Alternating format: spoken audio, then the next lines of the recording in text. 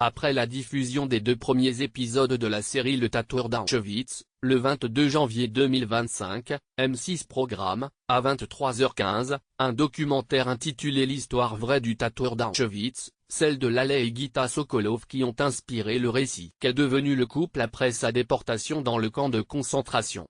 Une histoire de résilience hors du commun. Ou comment l'amour peut être plus fort que toutes les atrocités du monde. Lorsqu'Heather Morris croise, en 2003, Laleh Sokolov alors qu'elle travaille dans un hôpital à Melbourne, en Australie, elle ne peut pas imaginer à quel point cette rencontre va bouleverser sa vie. Laleh Sokolov, alors âgée de 87 ans, vient de perdre Gita, l'amour de sa vie. De fil en aiguille, au fur et à mesure de leur rendez-vous, une profonde amitié se crée. Le vieil homme finit par se confier sur le lourd secret qu'il porte depuis des décennies. Il est non seulement l'un des survivants du plus terrible camp de concentration, celui d'Auschwitz-Birkenau où furent exterminés plus d'1 million de victimes parmi lesquelles une majorité de juifs, mais aussi l'un des tatoueurs. Laleh Sokolov, juif d'origine slovaque, est déporté en 1942. Il a 26 ans. Il s'est porté volontaire pensant ainsi contribuer à l'effort de guerre et préserver sa famille puisque célibataire et sans enfant. Au camp, il découvre qu'il est en fait prisonnier avec toutes les atrocités qui l'entourent. Il devient malgré lui le tatoueur, celui qui doit inscrire les numéros d'identification sur les bras de ses co-détenus. Dans cette horreur absolue, il fait la rencontre de sa vie, celle de Gita Furman, 18 ans. Les amoureux survivent tant bien que mal. C'est cette histoire d'amour que Heather Morris transcrit dans son premier roman publié en 2018,